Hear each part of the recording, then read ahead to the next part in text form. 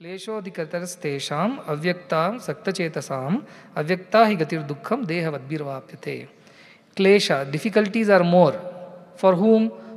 Those who are dedicated or devoted to my formless aspect. It is difficult. Klesha is a more difficult path. Why it is difficult also Krishna explains. He says because you are in a body, you have body consciousness. Dehavadbhivravaapyate. Because you have got this body and you consider yourself as a human body or a jiva dwelling in this human frame of a body. So because you are associated with a form and name, therefore it is difficult for you to imagine someone or somebody without a form and a name.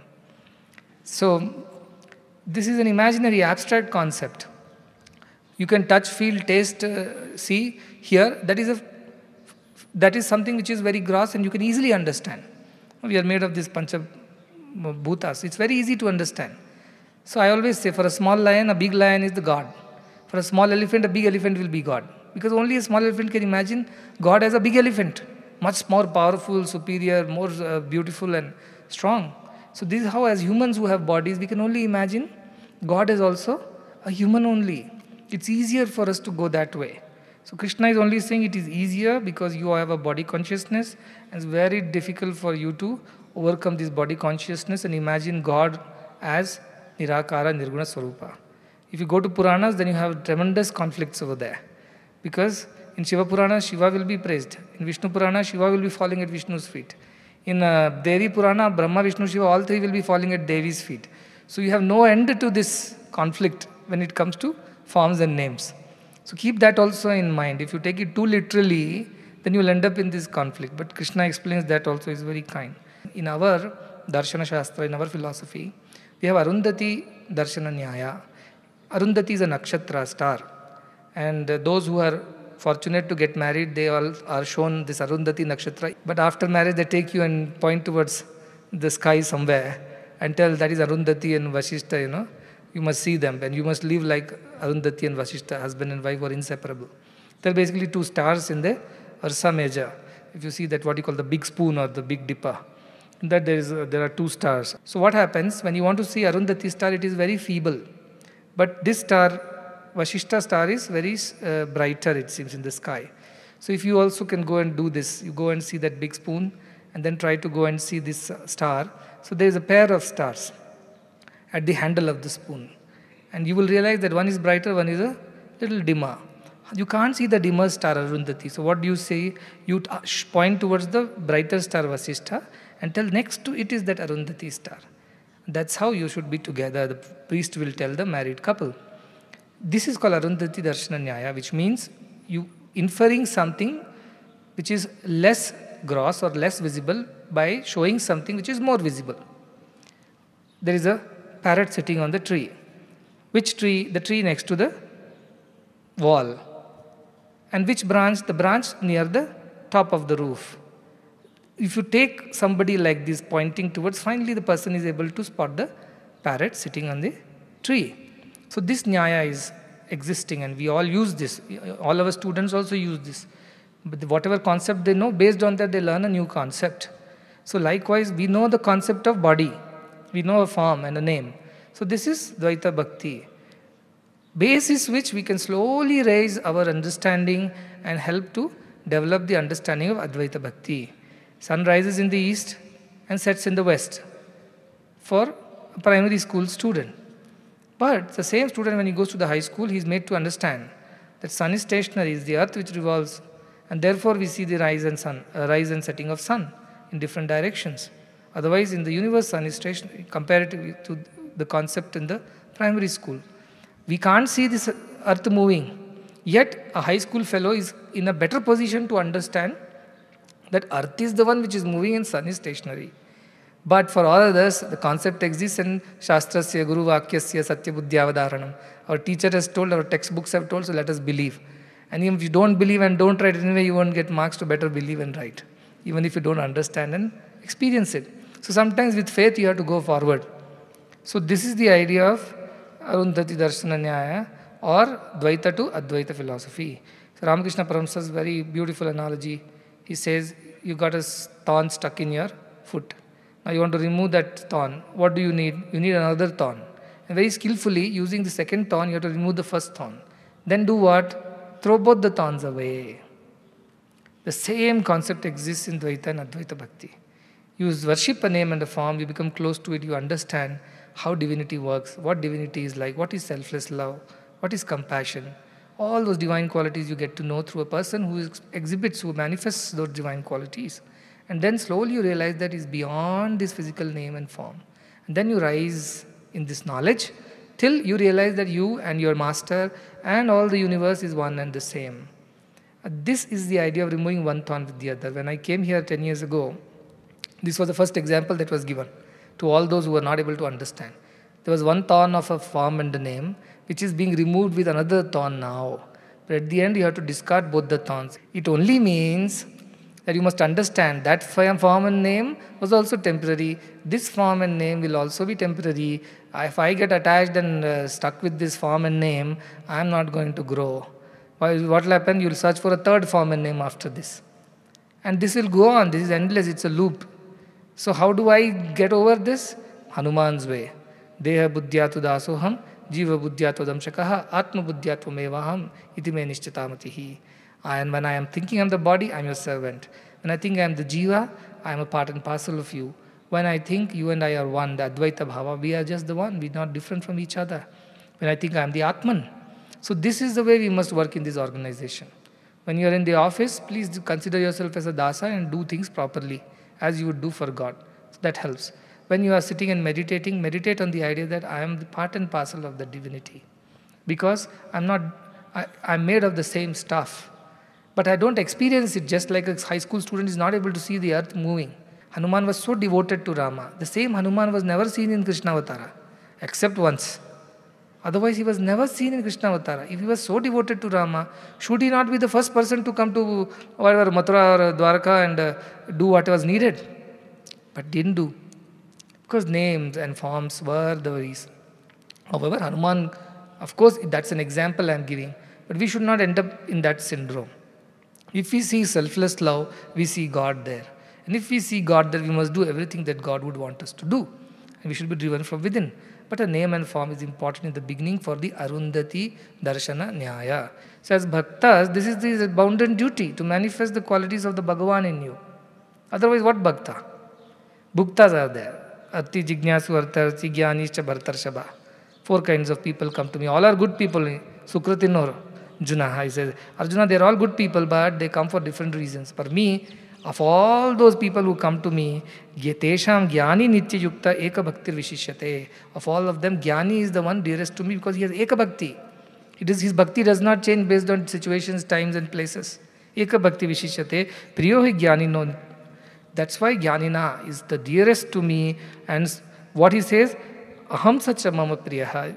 I am dear to him and he is dear to me. A Jnani alone. For how clearly Krishna has said, for Arti Jignasu Artarti, I might be dear to them, not sure whether they are dear to me. But Jnani are dear to me and I am dear to them. That is what I am saying. What is Bhakti? Bhakti is not about I am dear, God is dear to me. Bhakti is about I become dear to God. That's why dearness is Bhakti and dearness leads to nearness. This chapter is so sweet, though it's a short chapter, yet it is so deep and so sweet. But you must meditate on whatever is being said. So, use this Dvaita or the form or name as a way to attain the ultimate wisdom of Advaita. And where is that Advaita Bhava? It is within. You are that Advaita temple, if you must say that way. You are that. That is the whole idea of Upanishads. That is the whole idea. Every guru, if he does not make you independent of his name and form, such a guru is a big failure.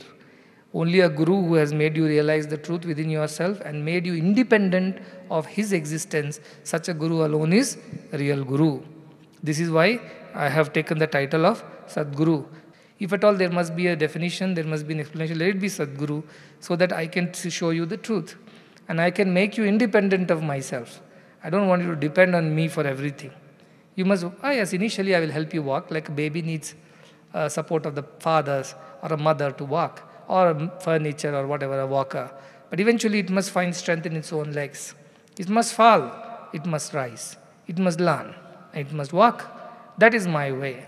That is why as Guru is different from Bhagavan. So this is the idea of Guru, Bhakti and through Guru, Daiva Bhakti, and finally you become Bhagavan himself. So he has just now told us what, that those who worship me as a name and form, by fixing their mind on me, completely absorbed in me, they reach me. No doubt they are better position. But those who worship me as Nirakara, Nirguna, Akshara, Vyakta, whatever, they also with equal equanimity and always engaged in the welfare of others attain me. However, between the two, the difficulties are more for those who try to worship me without a name and a form. Imagine if you have to just look at an empty space and think God exists, it's very difficult. But when you have some indication, it is easier. Then he continues, Yetu sarvani karmani mai sanyasya matparaha ananyenaiva yogena mam dhyayanta upasate tesha maham samuddharta mrityu samsara sagarat bhavami nachirat partha maya veshda chetasam. He says, but those, because now he just now said, this is difficult for me to worship me as Nirakara. So here, those who worship me, how? By offering everything, sarvani karmani, whatever they do, yat karoshi, yadashnasi, yat juhoshi, yadasi, yat tapasyasi kaunteya, tat kurushva madarpanam. That is what he said earlier. Do it for my sake. So those who do everything for my sake, by renouncing the fruits of the action, sanyasya, by not wanting any results, or in the sense, praise or positive results only, no conditions there. They just do things because they have to do it for my sake. Ananyenaiva, how they do continuously. There is no otherness. There is nothing else in their mind other than me. Such people, such yogi, mam dhyayanta upasate, they continuously meditate on me, and that is how they do my upasana. They meditate on me, contemplate on me all the time without a break. Such a person, what will I do to them? Tesham aham samadharta. I will lift them up, I will uplift them. From where? Mrityu samsara sagara. From this great big ocean of death. Death is considered as a big ocean. That is how it's been represented, Bhavasagara, Mrityu Sagara and all that.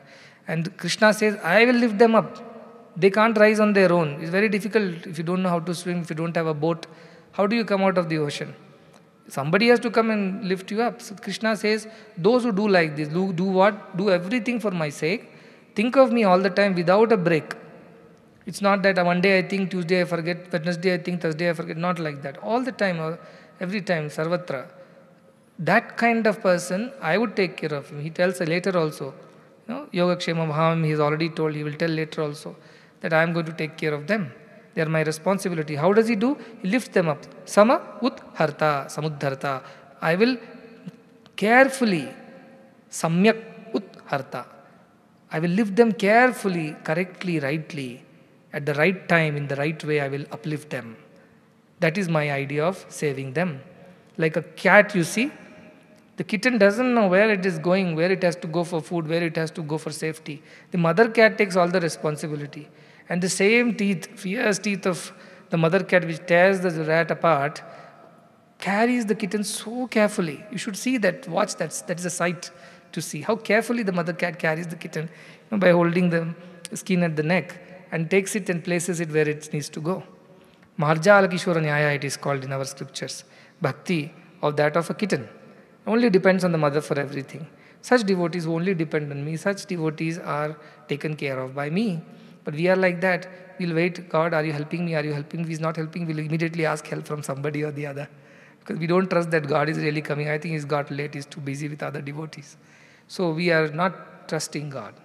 So we end up doing things for ourselves and God stays out. Jesus standing outside the door, a painting of a Jesus with a lantern, standing outside somebody's door and knocking. So somebody pointed a mistake, saying that in this painting there is a mistake.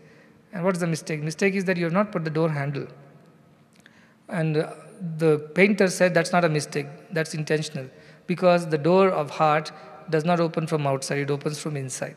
So Jesus can come and wait to show you the light, to show you the way. But if you don't open the door, nobody can help you. So this is that bhakti. You depend on Krishna, that Lord, Supreme Lord, in whichever way, either Saguna or Nirguna, doesn't matter. As long as you depend on that Lord, you will be taken care of. Krishna says, I will lift you up and carry you in my arms and take care of you. That's what Krishna is telling. So that is the idea. We have earlier heard also all these ideas, but now in Bhakti Yoga it's more concentrated. Then what he says, Mayyema mamana adhastva, mayi buddhim niveshaya, nivashishyasi mayyeva ata urdvam na sanshaya. What type of bhakti you must do? Mayyeva mana adhatsva. Your mind should be fixed on me, like a Mother's mind is always fixed on the baby in the cradle. Like a miser's mind is always fixed on the money in the pocket. Like a person with a toothache, his mind is always fixed on the paining tooth. Likewise, your mind is always fixed on the Lord. You do whatever you want. Your mind is fixed, anchored on the Lord. Mayye mamanadasva means what? He alone is your priority. Everything else is secondary to you. Lord alone is the priority. Husband, wife, son, daughter, business. Everything else is secondary to you. If it fits into the framework of this God, and if it keeps God at the center, okay. Otherwise, everything can be sacrificed by this person. That is what I mean by Mayye mana adasva. Mayi buddhim niveshaya. Your buddhi should be invested in me. What is buddhi? The discriminating idea, the decision-making power. That is also lies with me, he says. How does it lie with me? Because now, as a good devotee, I will speak, think and do just as my Lord would do.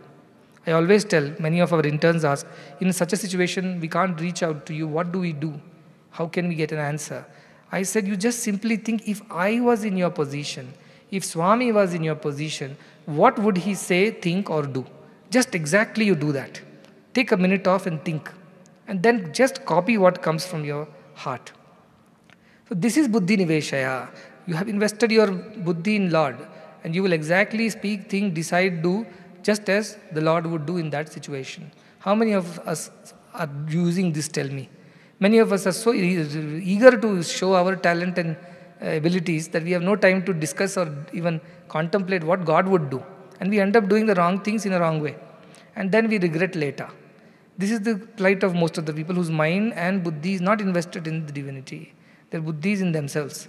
So that is the idea. Nivasishyasi mayyeva ata urdhvam na sanshaya. In this way, when you get fully invested in me, fully absorbed in me, nivasishyasi mayyeva, your mind is absorbed in me, your buddhi is absorbed in me. It means all your faculty, sense faculty, everything is absorbed in me. Prana is absorbed. Such a person, ata urdhvam na sanshaya, he will rise. Such a person will rise in devotion. Generally, we fall in love, right? Normally, all the people who get into worldly love, they only fall, downfall only from there. But this is a love where you rise. Urdhvam na samshaya. There is no doubt you will rise in this divine love. Why? Because you are thinking like divine. You are behaving like divine. You are acting like divine. That is why I tell you the formula, no? Pretend, tend, end. You pretend to be divine.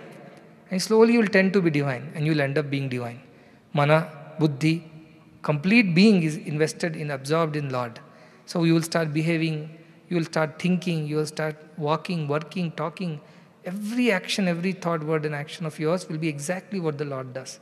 That's when you become true reflections of that divinity. This is demanded of a devotee. All these I'm going to demand of everyone at the end of this chapter. But I'm just taking you slowly. In Kathopanishad, the shloka comes, Yached Vang Manasi Prajna Tadyached Jnanatmani Jnanatmani Mhatini Yeche Tadyached Shantatmani. This is the same meditation. Take your body and senses, put it in your mind. Take your mind, put it in your buddhi. Take your buddhi, put it in the greater buddhi, that is societal welfare. And take all of that and put into the divine thought. How divinity would behave, how divinity would decide, how divinity would act, speak, think. Let me do the same thing. This is the idea of bhakti. And that's so easy to follow. Next shloka, atachittam samadhatum na shaknoshi maistiram abhyasa yogena tato mamichhaptum dhananjaya. Krishna is a very good teacher, very lenient teacher.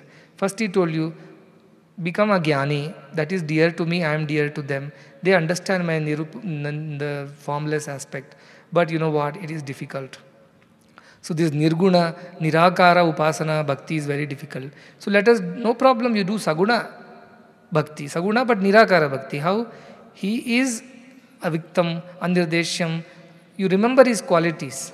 You don't put a name and form to it, but you remember the qualities and meditate on that. That is also not possible. Remember me as I am. How? Atachittam, you are not able to keep your mind meditated on that formless aspect or the qualities of the formless aspect. What can you do? Abhyasa yogena tato. Do some practice. Here abhyasa can be understood in many ways. One is continuously trying to bring back the mind to the thought of that divinity. It deviates, you bring it back. Deviates, bring it back. That's what I tell the children. Don't worry, your mind has deviated. Just bring it back. The first level of meditation is be a witness. Drigadrishya viveka, witness, consciousness. This is seen, eyes are the seer. Eyes are the seen, mind is the seer. Mind is the seen, Atma or the consciousness the seer. There is no seer for the Atman. That is the idea. That is witness consciousness meditation. That is nirvikara, nirguna bhakti, or nirguna upasana. Then saguna upasana is what? God is unmanifest, aksharam, anirdeshyam, avyaktam. I must remember that. I see Swami, but I must not see him only as the physical Swami. I must always remember behind this physical frame, there is this unmanifest divinity which is moving around in a form. This I should not forget. That is the second type of meditation. Third is saying that also is not possible. Why? 2 days you remember that Swami is nirvikara, nirguna, nirvikta. 2 weeks no darshan, everybody's trepidation starts.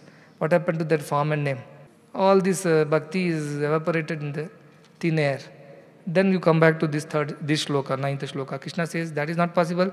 Abhyasa yoga. Put a photo and start worshipping. That much you do. Practice to bring your thought back to the idea that he is beyond name and form. But I am also beyond name and form. You are also beyond name and form. Not possible? Fine. Take to the path of worship. Which worship? Put a photo, put a frame, put a idol, and do puja daily and try to remind yourself who that form is, what that represents. So abhyasa yogena. This is how you can slowly grow to the higher level. The first level is no name, no form. Second level, form, but with the idea that it is formless. Third, form with the idea that it is form only. This is abhyasa. Ramakrishna Paramsa, he started worshipping Mother Kali as a young boy, priest. And he would believe that Mother Kali was there in the statue. And he would go feed the statue and do all kinds of things. And people would laugh at him. Madness this is. How can he feed a stone? How will he play with the stone? He says he wants to talk to the stone. It is all stupidity. But Ramakrishna somehow in his innocence believed that it is real. So one day he goes to Mother Kali and says, they all laugh at me. They say that you are not there. You are on stone. You are not alive. But I believe you are alive. Now you have to prove it to me that you are alive. Otherwise my mind is not at peace. So he goes and puts his finger near the nose of Mother Kali's statue. And he could feel the breath in and out. Then he says, they are all lying. I am right. See, he started with form. And then one day what happens? He loves the form. He deals with the form. He enjoys being with the form. And he's in his own world. People are laughing or ridiculing. He doesn't care about it. Then one day Totapuri comes. This Totapuri is Advaitin. And he is always absorbed in that Brahma Jnana or whatever. So he comes and he sees Ramakrishna Paramsa in such purity. He says this man should be given Advaitic knowledge. Where he is stuck with this Dvaita Bhakti. So he says, Ramakrishna, come, I will give you Advaita knowledge.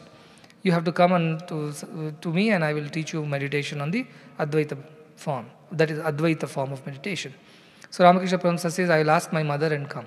He's so innocent. He goes, asks Mother Kali, and as nobody would believe him, but he believed that Mother Kali talked to him. And so Mother Kali would respond, yes, you go. I only have sent him to you. Go and learn from him. So he goes there. When he starts meditating as per the instructions of Totapuri, he says, close your eyes, now meditate in the middle of the eyebrow. And now what do you experience? He says, I see Mother Kali standing there. He says, Arey, Mother Kali is what you have to get rid of. That form and name is not real. You have to go to the Samadhi Sthiti, beyond names and forms. Ramakrishna tries and doesn't attain it.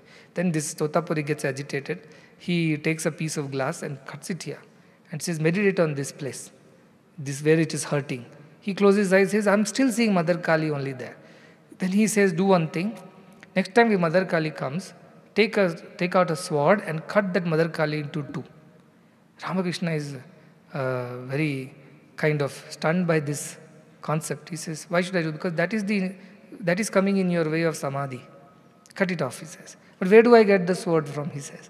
You get the sword from the same mind from where you get Mother Kali, he said. It's the mind which is creating that form. The mind only will create the sword for you. And then in the meditation, Ramakrishna imagines a sword. It seems he cuts that form of Mother Kali into two and she disappears from the form and he attains the formless bhakti. He attains the nirakara, nirguna samadhi sthiti. And he attains it so quickly that Totapuri is astonished this time. It took 40 years for me to get to this stage. And here is this young boy just gone into samadhi like that. And 3 days he stays in the samadhi till the Rani Rasmani and others get very worried. They sent people after Ramakrishna Paramsa saying, what happened to him? Where is he? And then finally they persuade him to come out of the samadhi. Otherwise he had just gone into one samadhi sthiti. And from there on Ramakrishna Paramsa started enjoying both. But now whenever he sees Mother Kali, he also knows that she is the formless aspect of divinity. So Totapuri comes and falls at his feet now. He says, you are Mahan. How did you attain this? He said, he shows a serpent and tells the serpent that is coiled and the serpent that is moving, both are serpents only. That mother which runs this universe as the formless and the mother who stands in front of me as this statue, both are one and the same only. So he teaches this bhakti that Jiva and Brahma both are Brahman only.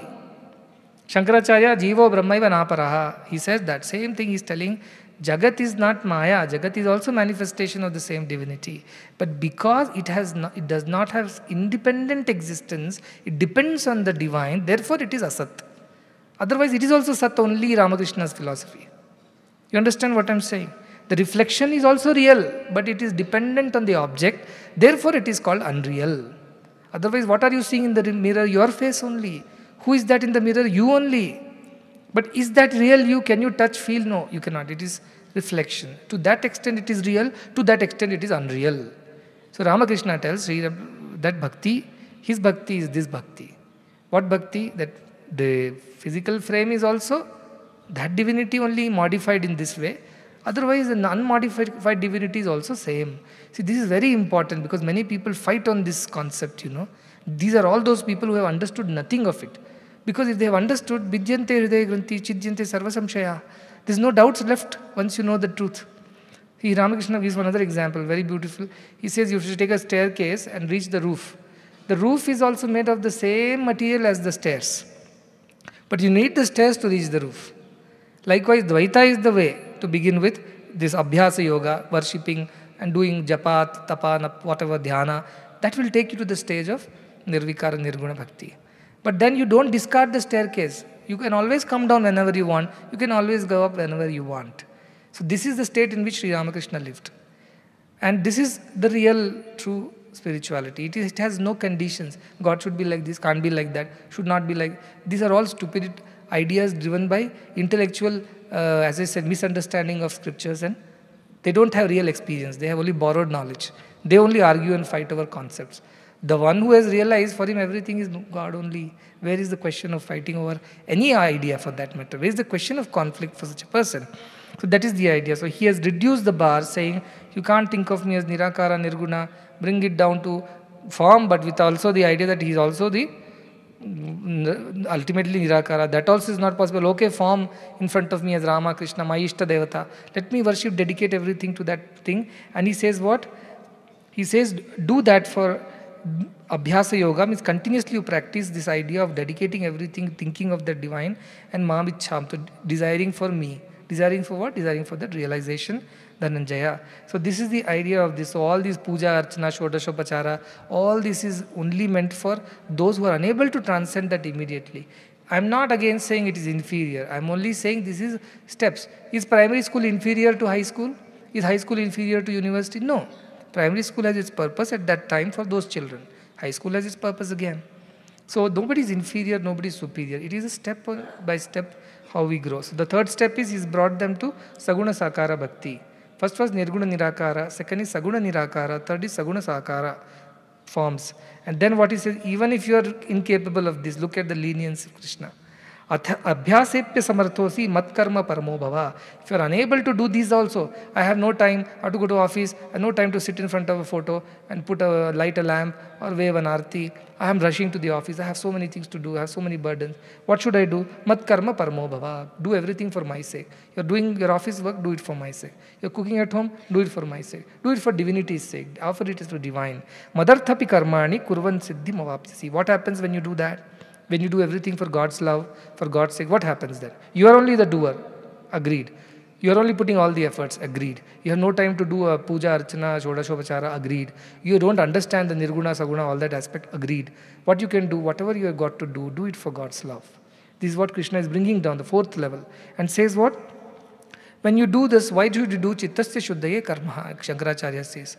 Anything that you do should purify your heart. Once your heart starts getting purified, this knowledge of the higher meditations will reveal themselves. But your heart is still not purified, matured enough to accept the higher ideas of divinity. Begin with offering, doing everything for my sake, he says. And he says, when you do that, you will achieve siddhi, siddho bhavati. What is the siddhi? Perfection in action. Yoga karmasu kaushalam. Because why? Everything that you do will be one good. No papa you will do. Why? Because you are doing it for God's sake. This is what Buddha asked when a lot of goats were being hurdled to a king's court or a palace for Bali. One big yajna was to be happening. And Buddha also walked alongside and reached the palace. And then he asked the question, why are you cutting these animals? Why are you chopping their heads? He said, this is all for God. They will all attain moksha. He said, did the goat ask you for moksha? Did the goat say, I want to have nirvana? Why are you chopping? You want nirvana, no? Go ahead. You chop your head. Why are you killing that poor animal? So I don't like, even I don't agree to that. I say animal qualities must be sacrificed. Not animals should be sacrificed. So somehow, over a period of time, this ritualistic, this is what the problem with name form thing is. Ultimately, you'll end up with worshipping all kinds of, gods and goddesses, and then make a ritual, and then do all kinds of these ritualistic worships. It can lead you astray. So what Krishna is saying, do things properly for me. That's all you do. Whatever you've got to do, do it for my sake. What happens with that? Your purity of mind comes. Your intentions become pure. Your actions become pure. What three things you attain? You attain perfection in action, because everything you do is for God's sake. Purification of your mind. Why? Because everything is to be done correctly for purity. Third, you will attain peace. Why? Because whatever you have done for God's sake, whatever comes out of it also is prasadam. This is a naivedyam you have offered. You will return. You will get prasadam in return. So whatever comes out of it is fine. I gave a big coconut to the temple. What came out is a small coconut. It's okay. So that is the idea. You attain perfection. 3 P's you attain. Perfection, purity and peace. By doing what? By doing everything for God's love. See, this is the simpler 4th version.